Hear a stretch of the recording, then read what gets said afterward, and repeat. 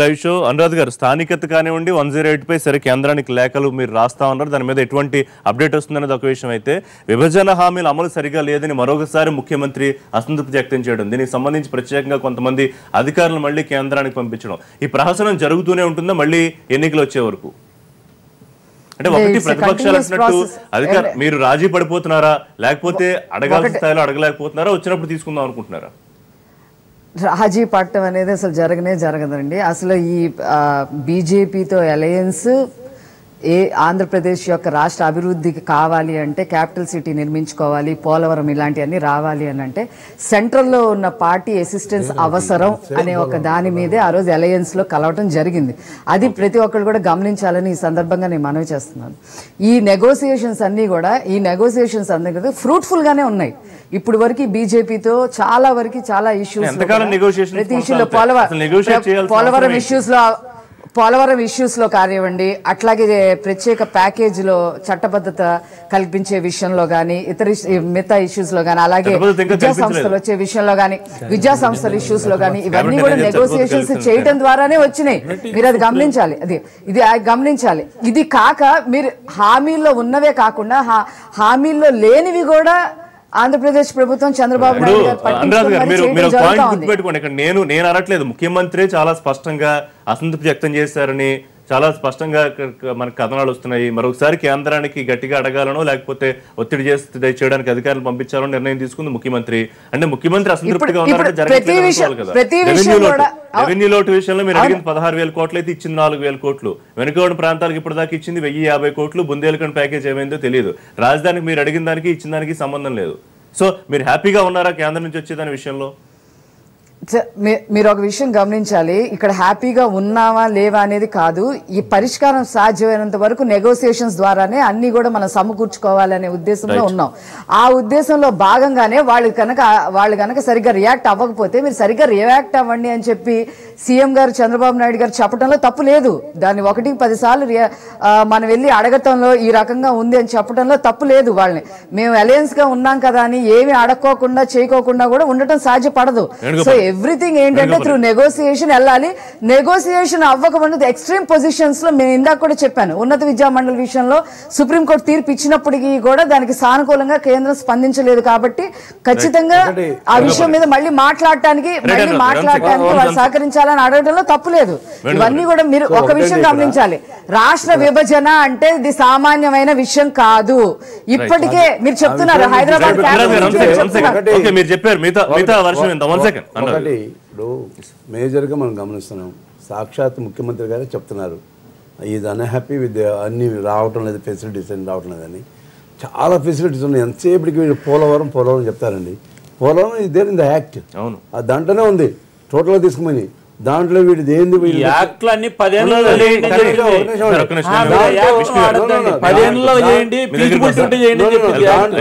దాంట్లో ఏమని చెప్పిన్నారు, సో కేంద్ర ప్రభుత్వమే టేకప్ చేయాలి ప్రాజెక్టు. మీరు పోలవరం పక్కన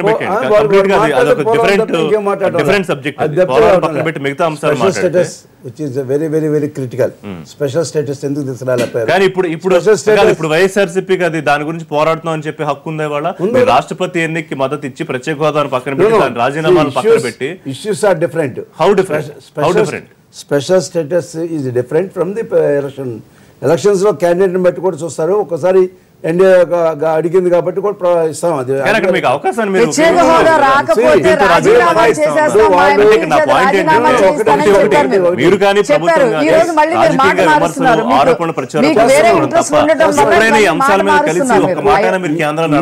కూడా ఎందుకని ఎన్నిసార్లు కేంద్రం పోయి ప్రధానమంత్రి కలిసినప్పుడు కానీ ప్రెసిడెంట్ కలిసినప్పుడు కానీ ప్రత్యేక హోదా మీద అడుగుతూనే ఉన్నాం.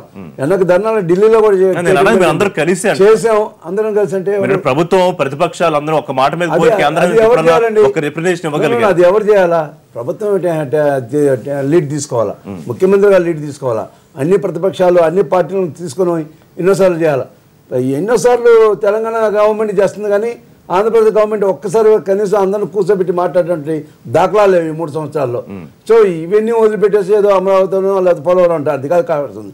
స్పెషల్ స్టేటస్ ఇది ప్యూర్లీ ఓటుకు నోటు కేసులో విషయంలో రాజీ పడి ఆ స్పెషల్ దాన్ని వదిలేసి స్పెషల్ ప్యాకేజ్ పోయారు.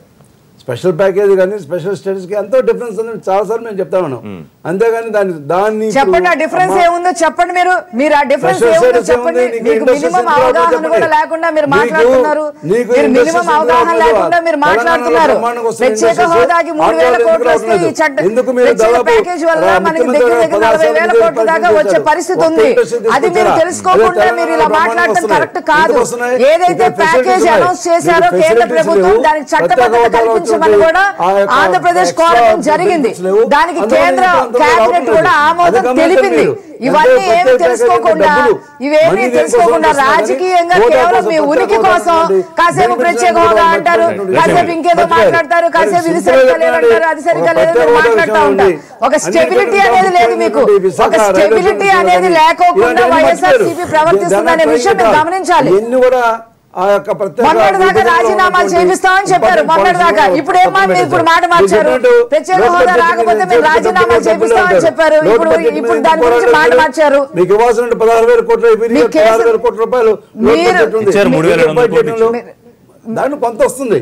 మీరు ఎందుకు ఫైట్ చేయట్లేదు? మీరు కూడా గవర్నమెంట్ లో ఉన్నారు, ఎందుకు ఫైట్ చేయలేకపోతున్నారు అడుగుతున్నాను. ఇప్పుడు మీరేమన్నా కేంద్రానికి అపోజిషన్ అయితే కేంద్రానికి మీరు అపోజిషన్ అయితే రావు.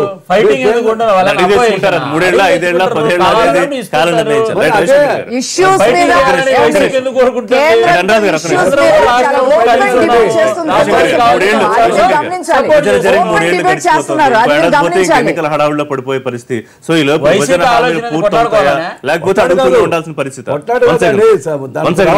హక్కుని సాధించుకోవాలా, హక్కును సాధించుకోవడం ప్రయత్నం చేయాలి కానీ కొట్లాడటం అని కాదు కదా. మనం స్పెషల్ స్టేటస్ గురించి కానీ లేకపోతే పోలవరం గురించి కానీ చాలా సుదీర్ఘంగా ఉపన్యాసాలు గత 3 సంవత్సరాలుగా ఇచ్చుకుంటున్నారు. జిఎస్టీ బిల్లు పెట్టినప్పుడు కాంగ్రెస్ కానీ తెలుగుదేశం కానీ వైఎస్ఆర్సీపీ కానీ రాజ్యసభలో కానీ ఎక్కడ కానీ జిఎస్టీ బిల్లుకి ముడిపెట్టి మా స్పెషల్ స్టేటస్ డిసైడ్ చేయి ఆ తర్వాత ఓటేస్తామని కనుక రాజ్యసభలో అడ్డం పడితే రాజ్యసభలో జిఎస్టీ పాస్ అయ్యేది కాదు. దాన్ని ఎవ్వరూ చేయలేదు. చేయకుండా మీడియా కన్జంప్షన్ కోసం, ప్రజల కన్జంప్షన్ కోసం ఇవాళ ఇష్యూస్ డిఫరెంట్ గా చూడాలంటున్నారు. రాష్ట్రపతి ఎన్నిక డిఫరెంట్ గా చూడాలి, జిఎస్టీ డిఫరెంట్ గా చూడాలి, ప్రత్యేక హోదా ఎన్నిక దాన్ని డిఫరెంట్ గా చూడాలి. ఎట్లా మీరు ఈ కేంద్రాన్ని మెడలు వంచి తెచ్చుకుంటాం అని చెప్పిన పెద్ద ప్రబుద్ధులే వీళ్ళందరూ. ఎవ్వరు వీళ్ళు కాదు, వాళ్ళు కాదు. ఇంకా స్పెషల్ స్టేటస్ వాల్యూ గురించి మాట్లాడాలంటే మీరు నార్త్ ఈస్ట్ తిరగండి, నార్త్ ఈస్ట్ వెళ్ళండి, ఉత్తరాఖండ్ వెళ్ళండి.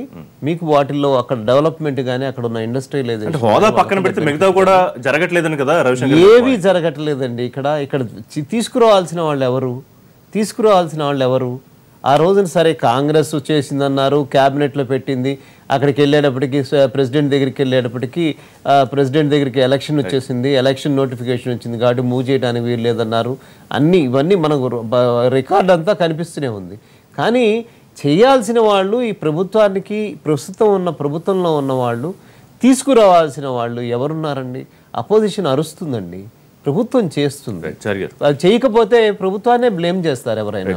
రావాల్సిన స్థాయిలో రావట్లేదు అనే దాని మీద మీ కామెంట్, మీ అబ్జర్వేషన్. ఒకటి ఏంటంటే ఇప్పటికి కూడా చంద్రబాబు నాయుడు గారు ఓకే ఇంకా విభజన చట్టము బాగాలేదు అని అసంతృప్తి పడదు. ఎందుకంటే ఒకటి విభజన చట్టానికి కాంగ్రెస్తో పాటు బీజేపీ కూడా మద్దతు ఇచ్చింది పార్లమెంట్లో. 2 పార్టీల మద్దతు అయితేనే తెలంగాణ బిల్లు ఏర్పడ్డది. అప్పుడు ఒక 5 సంవత్సరాల బదులు వెంకయ్యనాయుడు గారు 10 సంవత్సరాలు పెట్టిండి. ఎందుకంటే ఫెసిలిటీస్ కావాలి, కొత్త రాష్ట్రము, మరి అక్కడ రాజధాని లేదు, రాజధాని తెలంగాణకు వస్తుంది హైదరాబాద్ కనుక అన్నట్టు పెట్టారు. కనుక విభజన చట్టంలో 2 పార్టీలు కూడా ప్రత్యక్షంగా పాల్గొన్నాయి ఈరోజు. అయితేనే బిల్ పాస్ అయింది ఈరోజు. మరి 3 సంవత్సరాల్లో ఈరోజు ఓకే సాధించిన దాని కేంద్రంలో వాళ్ళు పార్టీ పరంగా ఉన్నారు, వాళ్ళు సాధించాలి. ఒక వాళ్ళ రావట్లేదని అసంతృప్తి ఉన్నది. కనుక ఒకటేంటంటే మరి కేంద్రంలో భాగస్వామ్యం వల్ల కోటుకోతా అని వాళ్ళే అంటున్నాడు. ఇక్కడేమో కోటుకోతారు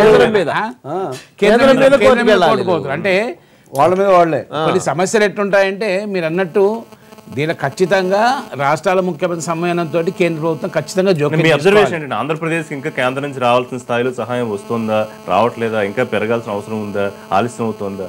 అంటే వాళ్ళకు రావాల్సిన స్థానాలు మాత్రం కొన్ని ఇచ్చారు 98 ప్రకారంగా ఎడ్యుకేషన్ ఇన్స్టిట్యూట్స్ ఇచ్చారు కానీ ముఖ్యంగా క్యాపిటల్ కన్స్ట్రక్షన్ కొరకు కానీ మొన్న పోలవరంకు యాక్ట్లో ఉన్నప్పటికి కూడా ఎస్టిమేషన్లు ఎక్కువైతే అవి నేను ఇయ్యా అని చెప్పి మొన్న వాటర్ రిసోర్స్ మినిస్ట్రీ నుంచి ఉమాత్ గారు కదని అధికారి చెప్పారు మేము దీన్ని భరించాలని చెప్పి.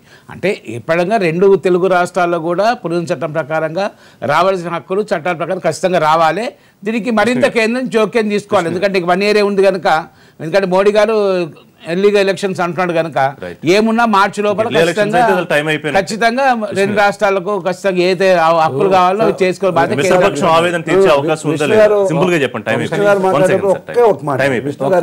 విష్ణు గారికి ఒక్కటే ఒక మాట, ఇప్పుడు వైసీపీ పోరాడుతుంది, వైసీపీ పోరాడమన్నట్టు తెలుగుదేశం పోరాడాలని అడిగారు. చంద్రబాబు నాయుడు గారు అన్నారు మేము కేంద్ర ప్రభుత్వం మెడలు ఉంచి తీసుకొస్తామన్నారు. దాని మీద ఏమంటారు?